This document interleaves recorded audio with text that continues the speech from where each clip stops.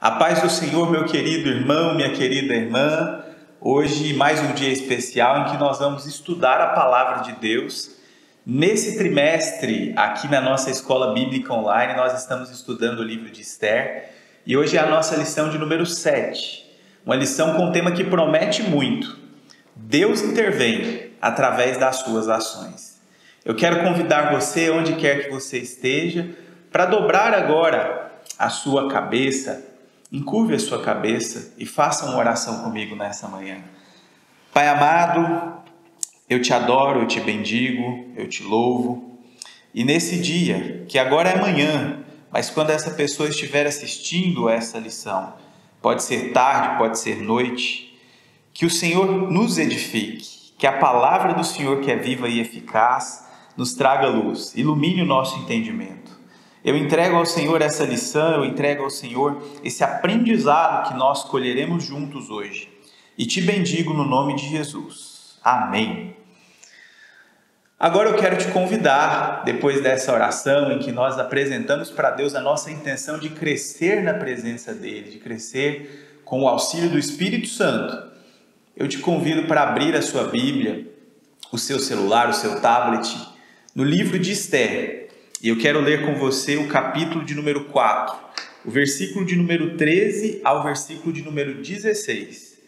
Livro de Esther, capítulo de número 4, versículo de número 13 ao versículo de número 16. O livro de Esther está logo depois de Neemias, um livro também muito conhecido na Bíblia. Vamos fazer essa leitura? Esther capítulo 4, versículo 13 ao versículo 16. Então disse Mardoqueu que tornassem a dizer a Esther: não imagines em teu ânimo que escaparás da casa do rei, mais do que todos os outros judeus. Porque se de todo te calares neste tempo, socorro e livramento de outra parte virá para os judeus. Mas tu e a casa de teu pai perecereis. E quem sabe se para tal tempo como este chegaste a esse reino? Então disse Esther que tornassem a dizer a Mardoqueu: vai, ajunta todos os judeus que se acharem em Suzã e jejuai por mim. E não comais nem bebais por 3 dias, nem de dia e nem de noite. E eu e as minhas moças também assim jejuaremos. E assim irei ter com o rei, ainda que não é segundo a lei, e perecendo, pereço. Meu amado, minha amada irmã, Deus intervém através das suas ações. Deus, Ele não nos abandona. Não importa a circunstância, não importa o momento que nós vivemos. Esse tempo é um tempo propício para nós refletirmos a respeito de tantas dificuldades que são enfrentadas pelo gênero humano. Hoje vivemos um tempo de dificuldade generalizada, uma corrida em busca de uma cura. Agora nós temos a esperança de uma vacina. Mas é bem verdade que as dificuldades, os problemas, eles mudam de nome, mas eles sempre existirão na nossa vida. O livro de Esther é um livro que retrata bem essa realidade. O contexto histórico é um contexto em que o povo de Deus se encontra em uma região estranha, no meio de um povo estranho. A narrativa do livro de Esther é uma narrativa que ela traz essa verdade que nós vivemos hoje. A dificuldade eminente, a dificuldade que está à nossa volta. Esther e o povo judeu estavam na Pérsia como um povo estranho, como um povo de menos importância. Aliás, nós temos o costume de ter desconfiança, de ter um certo distanciamento daqueles que nós consideramos estranhos. É interessante quando um estrangeiro chega em qualquer lugar, as pessoas ficam atentas e de uma maneira às vezes até engraçada, prestando atenção na forma como ele fala, na forma como ele se comporta, porque isso é nosso, é do ser humano. Nós temos dificuldade de nos relacionar com quem é diferente, com quem não tem as mesmas crenças, os mesmos ideais. Isso faz parte da nossa natureza humana. E o povo de Deus, o povo judeu, era um povo estranho, no meio de uma terra estranha. E os seus costumes, os seus princípios, o seu modo de agir não era um modo muito aceito. E assim ocorre conosco como igreja do Senhor, como igreja de Jesus. Nós somos muitas vezes mal vistos, as pessoas riem de nós, nos ridicularizam, nos acham estranhos, ficam prestando atenção na forma como nós falamos, na forma como nós nos cumprimentamos. Quando nós dizemos glória a Deus, aleluia, amém, o sangue de Jesus tem poder, nós temos um linguajar próprio que quem não é da igreja estranha. Uns estranham e levam isso apenas na brincadeira, mas muita gente tem preconceito, muita gente não nos tem benquistos.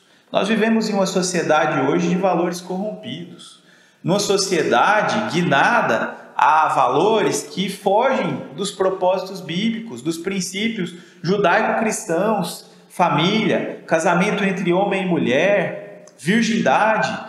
Todos esses princípios são princípios estranhos a essa sociedade. Assim como o povo judeu, e aqui nós estamos falando especificamente de Esther, eram estranhos àquela sociedade, àquela comunidade. Eles não eram benquistos.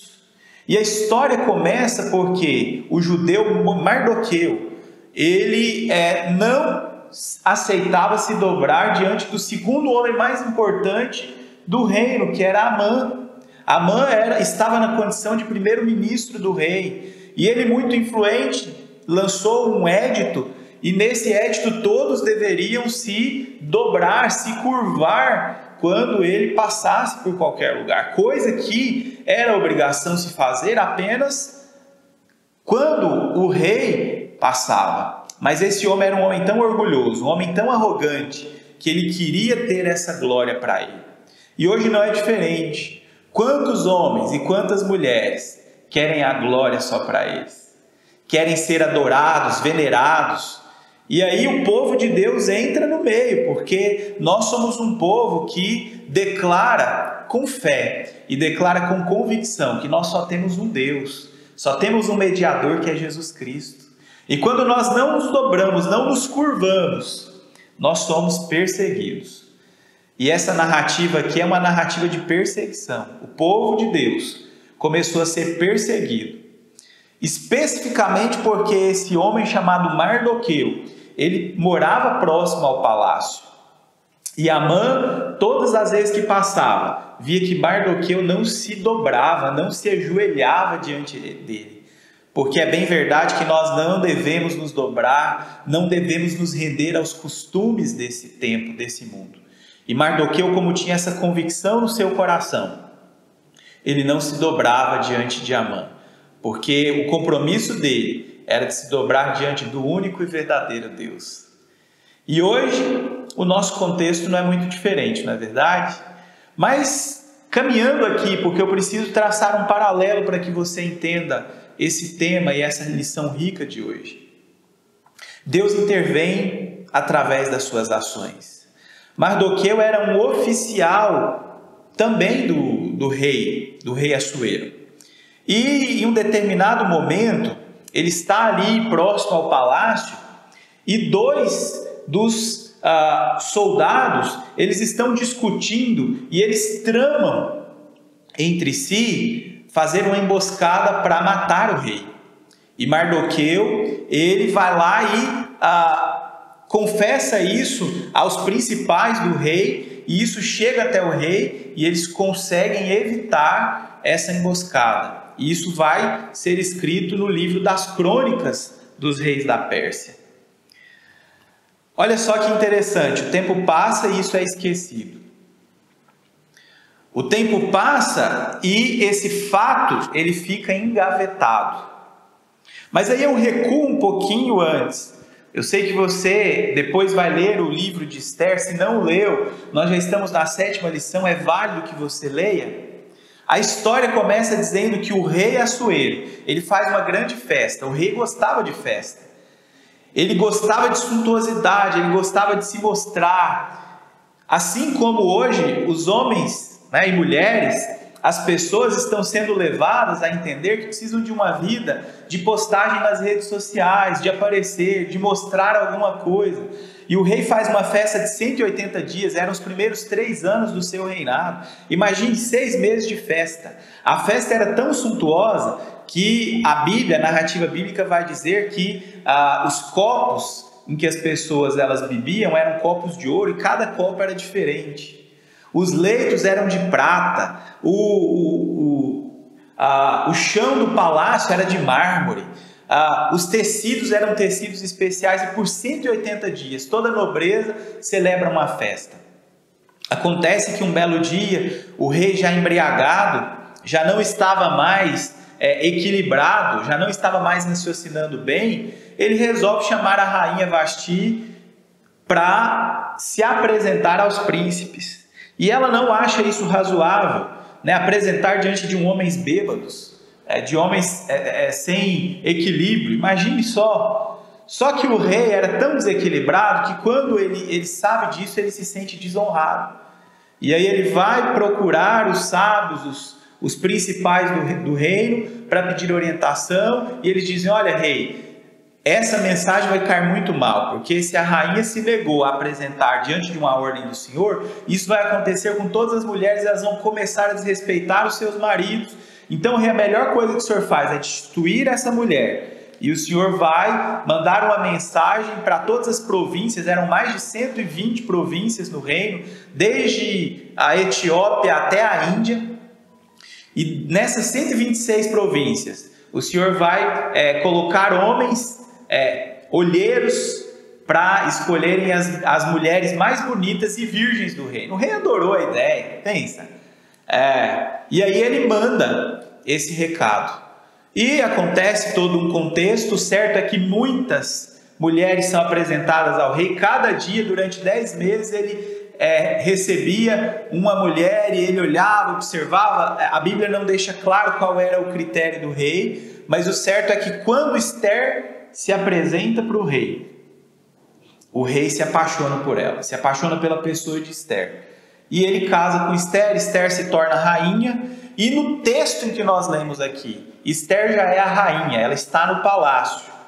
E Mardoqueu, ele faz saber a Esther que Amã, o segundo homem mais importante do reino, aquele que ficou enfurecido porque Mardoqueu não se dobrava diante dele, ele lança um édito selado pelo anel real. E nesse édito, no dia 13 do mês de Nissan, no dia 13 de um mês que no nosso calendário seria entre fevereiro e março, os judeus, desde as crianças até os mais velhos, deveriam ser mortos. Mardoqueu, quando sabe disso, rasga suas vestes, e todos os judeus se entristecem muito. Então ele manda esse recado à rainha Esther. Num primeiro momento, a rainha ela manda que o seu eunuco responda: olha, eu não posso fazer nada, porque é sabido que se chegar na presença do rei sem que haja uma petição, o rei pode me mandar matar. E ela se lembra do que o rei fez com a rainha Vasti, que por ter se negado a se apresentar, o rei já a destituiu do trono. Então Esther fica amedrontada. Mas o certo é que Mardoqueu manda novamente o eunuco responder a Esther: olha, Esther, se você não agir, a sua casa, a casa dos seus pais vai perecer, mas Deus vai mandar socorro de outra parte, porque Deus é um Deus fiel. Ele, ali naquele momento, ele então usa essa autoridade divina para contestar o medo de Esther, porque tem muitos momentos que nós temos medo, nós sentimos medo, nós temos dificuldade de entender que a posição em que nos encontramos, a condição em que nos encontramos, a luta que está ao nosso redor, ela vai ser vencida porque Deus vai agir através das circunstâncias. Então Esther manda novamente outra resposta, ficou um vai e vem. E nessa segunda resposta ela diz: então diz para Mardoqueu, peça para que ele convoque um jejum para todos os judeus, durante 3 dias e 3 noites, peça para que ele jejuem, e eu vou me apresentar ao rei. Se eu morrer, eu vou morrer, mas eu vou fazer o que é certo. E é isso o que nós precisamos ter coragem de fazer. Fazer a coisa certa. E apresentando todo esse contexto aqui, eu quero caminhar com você para 3 lições práticas que nós aprendemos sobre as ações de Deus na nossa vida. A primeira lição que eu quero que você guarde no seu coração: não olhe para o tamanho do seu problema. Olhe para o tamanho de Deus. O problema pode ser grande, mas Deus tem a solução na mão dele. O problema pode ser insolúvel aos nossos olhos, mas Deus te colocou na posição em que você está, porque Ele tem um propósito e esse problema vai ser resolvido. É lindo quando nós lemos a palavra de Deus em Neemias. Lá em Neemias, no capítulo de número 8, versículo de número 10. E o profeta, ele diz: não vos entristeçais, porque a alegria do Senhor é a nossa força. Você pode estar passando por uma grande dificuldade, um grande problema. Não olhe para o seu problema. Olhe para Deus, porque Deus cuida de você. Deus te conhece. Deus sabe cada uma das suas necessidades. E se Ele tem se alegrado na sua vida, na sua conduta, na sua retidão, a alegria dele é a sua força. Ele vai te guiar ao porto seguro. Ele vai te conduzir à presença do rei. E o rei vai ter misericórdia de você. A solução vai ser apresentada a você. Não importa se o médico ele já decretou que a sua doença não tem cura. Não importa se na empresa onde você trabalhava te demitiram. Deus vai dar condição para que esse problema seja resolvido. Deus é com você. Então a primeira lição: não olhe para o seu problema, olhe para Deus. Quando Esther recebeu a notícia de Mardoqueu, ela temeu, ela olhou para o problema. Mardoqueu, o que eu posso fazer? Eu não posso me apresentar para o rei. Olha, a rainha Vasti, só de ter se negado a se apresentar para ele, o rei tirou ela do reinado. Ela é uma mulher agora rejeitada, esquecida. E se o rei não estender o cetro para mim, eu posso morrer. Mas ela foi compungida a olhar para Deus e não para o problema. Olhe para Deus e Deus vai te honrar. A segunda lição que eu aprendo aqui, através dessa revista, é que quando Deus age, ninguém pode impedir. Mardoqueu responde à rainha Esther: Esther, se você não agir, Deus vai agir de alguma maneira. Ele vai mandar socorro, porque Deus é um Deus fiel. Não importa a circunstância, não importa a condição. Deus nos plantou nessa época de tanta dubiedade, de tanta fraqueza espiritual, porque Ele tem propósito na minha e na sua vida. Não duvide disso. Foi para esse tempo que Deus me escolheu e te escolheu. Então não tenha medo de declarar a sua fé, não tenha medo de ser quem você é no seu trabalho, na faculdade, não tenha medo de ser quem você é, porque Deus está operando e vai operar através de você. Se você se acovardar, Deus vai levantar outros arautos, Deus vai levantar outros profetas, outros mensageiros, outros homens e mulheres que proclamam o nome dele. Mas é melhor que eu e você sejamos esses homens e essas mulheres. Esther então entendeu isso, ela se posicionou, ela entendeu que quando Deus age, ninguém impede. Ela diz: olha, então eu vou fazer o que é certo, e perecendo eu vou perecer. É muito melhor perecer honrando o nome de Deus, do que permanecer vivo numa condição em que nós envergonhamos o nome de Deus, envergonhamos o Evangelho. Se nós nos envergonhamos de Deus hoje, Jesus Cristo diz: na presença de Deus, eu também vos negarei. Então, hoje é tempo de nós refletirmos a condição em que nós estamos, mesmo com as dificuldades que nós encontramos. é porque Deus tem propósito e Ele vai agir, Ele vai fazer. Esther entende isso, então ela se quebranta e pede para que o povo se quebrante também. Faça isso. Lembre-se de Isaías 43. Ainda que você passe pelas águas, elas não te submergirão. Se passares pelo fogo, ele não vai te queimar. Operando Deus, quem impedirá? Ninguém. Ainda antes que houvesse dia, Ele é Deus. Ele é poderoso, Ele é tremendo. A condição que você está não importa, porque Ele vai operar, Ele vai fazer. Então não se acovarde. Entenda, por mais difícil que seja a circunstância, Deus vai agir. E é muito melhor que você entenda isso, porque Ele vai te usar e vai ser tremendo, do que você de repente olhar para trás e perceber que perdeu uma grande oportunidade de ser um instrumento nas mãos de Deus. Então eu quero declarar, eu quero profetizar sobre a vida de muitos homens e mulheres que estão amedrontados. Não temas, se apresente diante de Deus. Deixe Deus fazer o que Ele quer através de você. Seja um instrumento de fácil manejo nas mãos de Deus. Ele vai te usar. E o seu testemunho será poderoso para todas as gerações vindouras. A última lição que eu quero aqui proclamar com você, que eu aprendo nessa mensagem tão poderosa da revista da Escola Bíblica de hoje. Ele está no controle. Deus está no controle. É tempo de nós o invocarmos.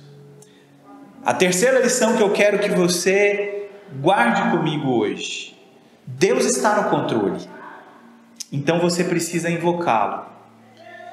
Se você entende que alguém está no controle de determinada situação e você precisa de ajuda, o que você vai fazer? Você vai buscar o auxílio dessa pessoa. Se você sabe que uma determinada pessoa pode te auxiliar com algum problema, você vai buscar o auxílio dessa pessoa. Deus está no controle de todas as coisas, meu querido. Deus permanece assentado no trono dele. Nenhuma situação está fora do controle de Deus. Por mais que o mar esteja fechado, Deus tem o poder para abri-lo. Por mais que as circunstâncias estejam dizendo que não, a palavra de Deus é o que importa. A palavra dele é o que nos sustenta, é o que nos mantém de pé. Deus está no controle, meu querido. Então nós precisamos entender rapidamente que precisamos nos voltar para Ele. Esther, quando entende essa verdade, ela então se volta para aquele que pode dar a solução. Ela convoca um jejum e um período de oração por 3 dias e 3 noites. O jejum e a oração têm muito valor. Com Esther nós aprendemos que jejuar e orar são ferramentas poderosas que nós não podemos perder de vista. Porque o jejum e a oração são formas de nós nos achegarmos a Deus, que é quem pode resolver o nosso problema. Quando nós oramos, nós falamos com Deus. Quando nós jejuamos, nós estamos abrindo mão das nossas forças. Nós estamos abrindo mão, nós estamos renunciando à nossa condição humana e estamos nos aproximando de Deus. Porque o jejum, na verdade, é se desligar desse mundo terreno. A prática do jejum é uma prática que, desde o Antigo Testamento, foi utilizada de diversas formas. Havia o jejum parcial e o jejum total. Daniel, ele faz um jejum parcial quando ele vai para o palácio. E ele coloca no seu coração não comer a carne e nem o vinho que era servido no palácio. Esther aqui convoca um jejum total por 3 dias e 3 noites. E é interessante que alguns historiadores, eles vão dizer que até os animais jejuaram nesse período. E sabe o que acontece? Quando se invoca aquele que pode fazer, ele responde. Porque Deus tem prazer de responder às nossas petições. Se nós pedirmos alguma coisa de acordo com a vontade dele, ele nos atende, ele nos responde. E quando Esther e o povo de Deus se dobra diante dele para pedir misericórdia e socorro, ele ouve e ele atende. Sabe o que acontece? Amã já tinha decretado a morte dos judeus no dia 13. Havia uma forca preparada para matar Mardoqueu, que você vai ler e entender melhor na narrativa bíblica. Quando a rainha intercede, o certo é que o rei a atende. E sabe o que acontece? O rei lança um novo édito, pelo qual os judeus poderiam se defender. No dia 13, que era para ser o dia da morte dos judeus, os judeus eles vencem os seus inimigos. Eles se lançam e se projetam respeitados da nação.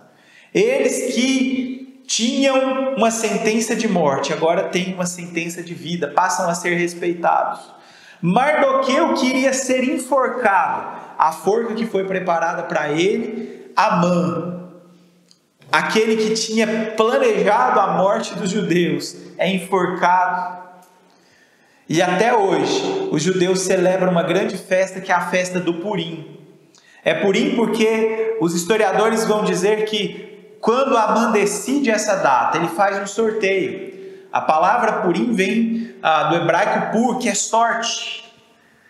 E até hoje, os judeus eles celebram essa festa. É uma das principais festas celebradas pelos judeus, a festa do Purim, que é a festa em que eles celebram a vida, o momento em que Deus tirou dos inimigos deles a autoridade para lhes tirar a vida, porque Deus é um Deus misericordioso. E quando nós invocamos a Deus, Ele nos responde. Eu me lembro do Salmo de número 50, lá no versículo 15. Invoca-me no dia da angústia, eu te livrarei e você me glorificará.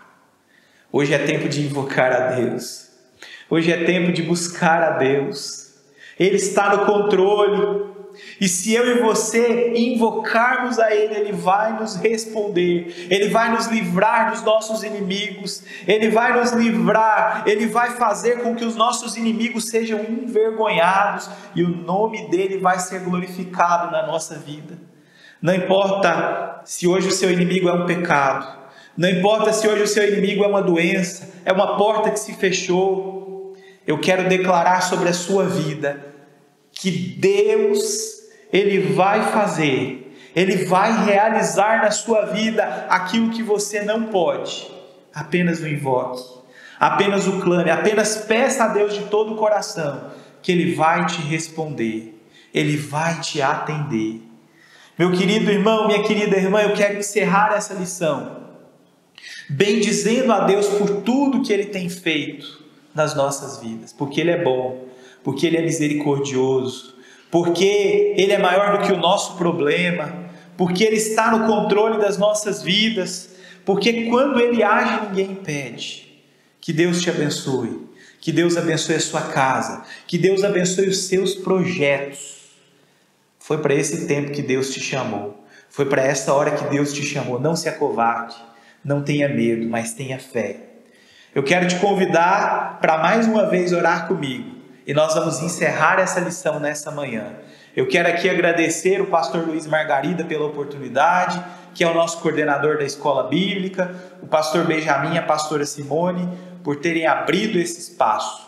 E eu quero louvar a Deus, porque Ele tem sido o nosso socorro. Nós temos invocado a Ele e Ele tem nos respondido. Ele age através das ações que Ele tem feito na nossa vida.